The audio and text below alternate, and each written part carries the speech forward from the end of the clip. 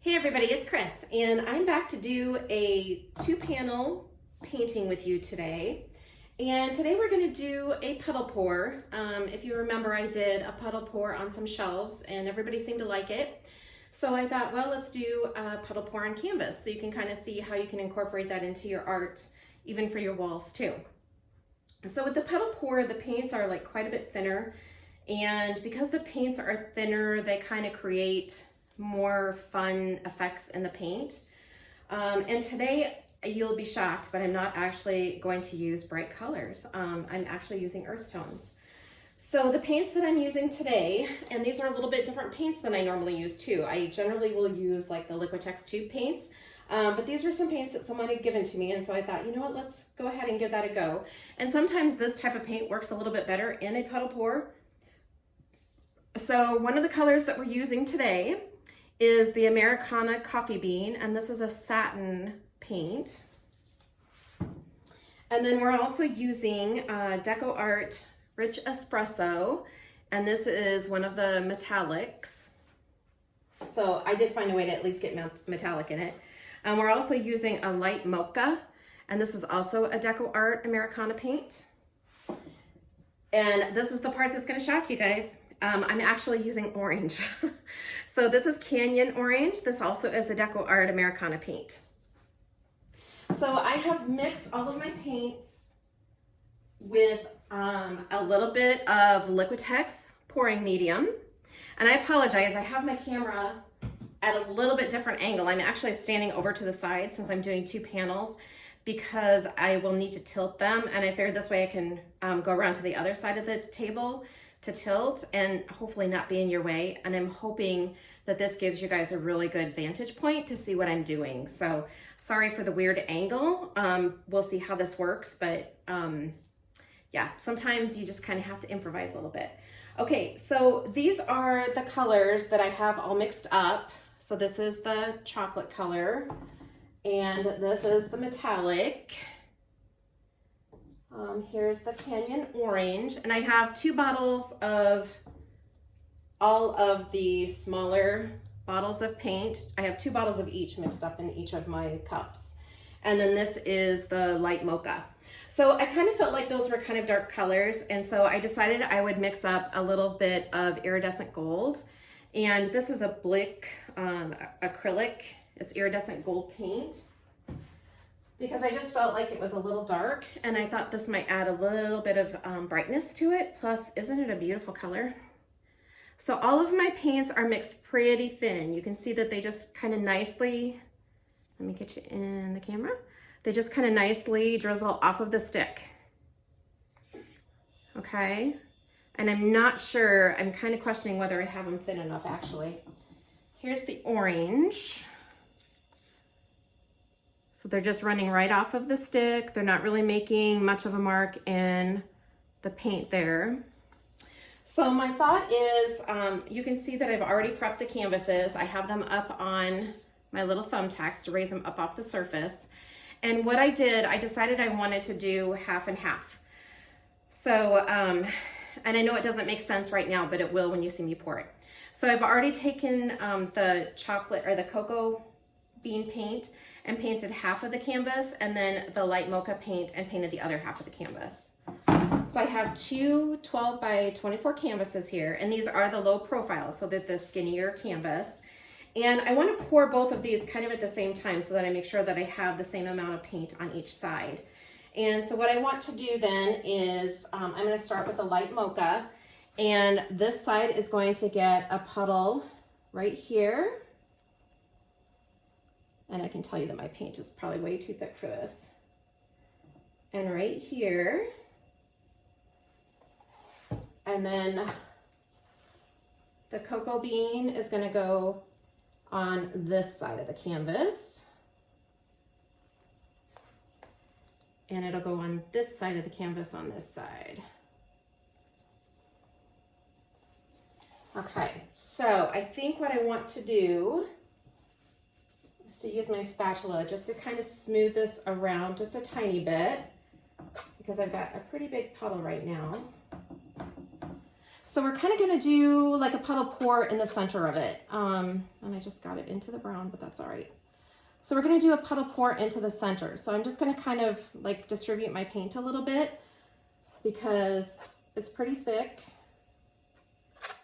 And I want to make sure that I kind of have this side coated. So I'm just going to go ahead and bring this out to the edges just to make sure that we're good to go. And I can tell you that my paint probably should have been a little bit thinner, but that's all right. We're going to go with it. And then I'm going to do the same thing with the cocoa bean, just to be sure that I'm getting all the way out here to the edge of my canvas.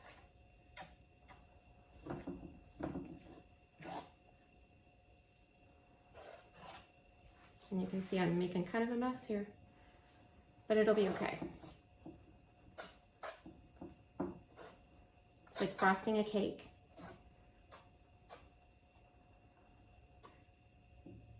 All right, so you do not want it this thick. It needs to be a little bit thinner than this, but I think we'll be okay. Okay, so now I've got my paint kind of spread out a little bit on each side, and then we're gonna do the puddles right in the center. So I'm gonna start with the rich espresso, and we're gonna do just kind of a long puddle here. And then we're gonna add our colors to it. So I think next I'm gonna put a little bit of the lighter tan that we're using on the one side.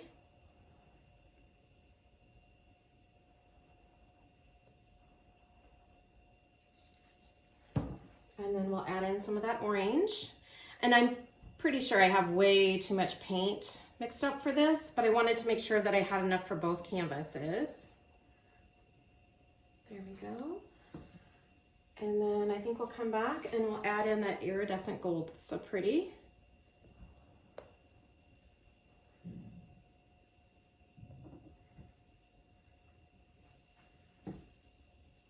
And then I'm going to top it off with a little bit of the lighter brown that we have on the other side of the canvas.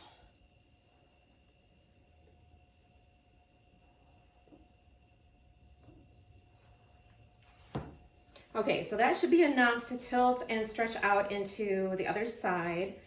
I really like that gold though, so I think I kind of want to add a little bit more gold in there. And remember how I said that if you pour from up high, you'll get more reactions and you'll kind of have some cool things going on in the paint before you even start. All right, and then just a little bit more of that lighter color.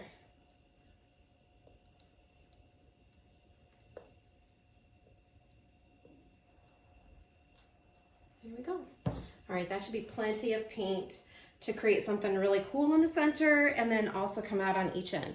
So I'm gonna push this guy over to the side just a little bit and kind of make sure it's out of my way. And then we're gonna pick this one up. And first I want to kind of get rid of this chocolate that we have going on the side here. In fact, I'm just gonna pour a little bit right here down the side, down this edge. There we go. Because I don't want that chocolate to be on there. All right. So we are going to pick this guy up and hopefully you'll be able to see me do the whole thing. And I'm just going to kind of start to swirl it around and get those colors going.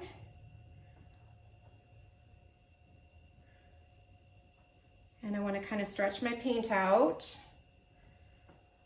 to get to the shape that I want. And then we're gonna go off of that edge and come down into that chocolate paint. So you can see I'm not really getting the different cells and reaction that I got with the shells, but I kind of like it. I actually surprised that I like it so much. Okay, so I have quite a bit down here. So now I want to see if I can get my paint kind of back to the middle and get that weight in the middle a little bit, and then see if I can get it to go down into my beige side a little bit, because I really like how this is looking. And I really like the gold in it. I think that was a good idea to add a little bit of gold to it. All right, and then we're just gonna, sorry, I know you can't see very well. Let me tilt this way. And then we're gonna run it off of this side a little.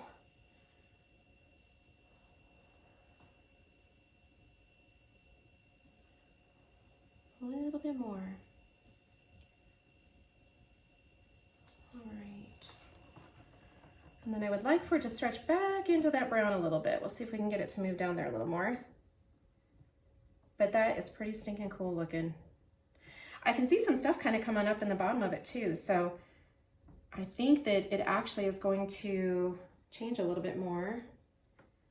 It's going to stretch it down here on this right side a little bit more. And I think I'm just going to do a little drastic tilt and see if I can get the paint to run a little bit quicker. Because I really love that center and that pop of color on here. Okay, almost there. Sorry guys, I know you can't see very well. Just trying to get this tilted off and get it more even so we don't have bubbles of paint. It's getting a little slippery too. All right, just gonna continue getting that off, and then I'm gonna let my paint come back the other way just to even out my color. And there we go. Now I just need to touch up the sides. Isn't that cool? Okay, so I can already see some cells coming in. I'm hoping that by the time we get done tilting that one, this one will have some really cool stuff to look at. So let me pull this over here to the side, and then I'm gonna go across and tilt the other one. All right guys, we're ready to do the other side. So I'm gonna start off by doing it the same way. You can see I got some paint here, but that's all right. So we're gonna do some swirling here. I can see a chunk, so I'm gonna get rid of that right now. Kind of thought I saw that when I poured the paint on the canvas, actually. If you see a chunk, it's much better to get rid of it before you start to tilt. All right, so again, I'm just gonna kind of do some little drastic tilting to get my paint going and kind of get some interest going in it. All right, and now I want to kind of see if I can get this stretched out a bit. So the goal is to have the same amount of color in the center of it on both panels if we can. The other goal is not to drop paint into the other one since we have it looking really nice. And it looks like I absolutely did that, so that's all right. So I'm gonna kind of hold this over to the side. Hopefully you guys can still see. And now I'm just gonna go down here and get rid of that little blob that I bounced in there from the other one. And just like that, it's gone. And then we're gonna see if we can stretch it down this way a little bit to cover that brown that we have up there at the top that's still showing. So hopefully I have enough left on that other canvas to tilt that blob off that I did, because that was not intentional. All right. So let's see how we're doing here. So pretty good with the stripe of color, pretty much the same on both canvases, so that makes me happy. I'm just gonna go ahead and see if I can get a little bit more orange down there on the bottom instead of that beige, since we have the weight of the paint over there. We're just gonna tilt that off of the side, just like that. All right, and just gonna kind of even it out a little bit. All right, I do have a bare spot here, so let me see if I can tilt this way and perhaps get rid of that edge over there that I didn't realize I didn't have covered all the way. It would be nicer if I can tilt it off, because with it being on top of the canvas, it's kind of hard to fix it with a palette knife. So I'm just gonna do some drastic tilting here to see if I can get that paint flowing. There we go. I'm just gonna tilt it up from the bottom because I've got some beige right there. Get it over the edge. There we go. And then we'll bring it back down to stretch it back out again. Just like that.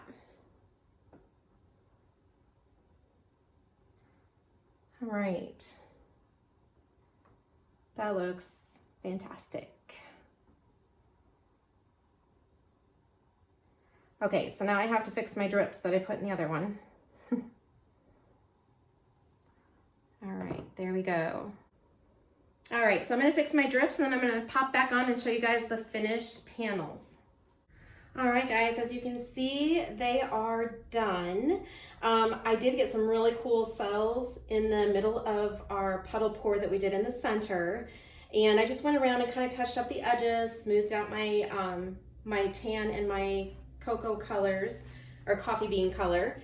And let me tilt this up a little bit because I've got a little bit of glare from the light, but isn't that amazing?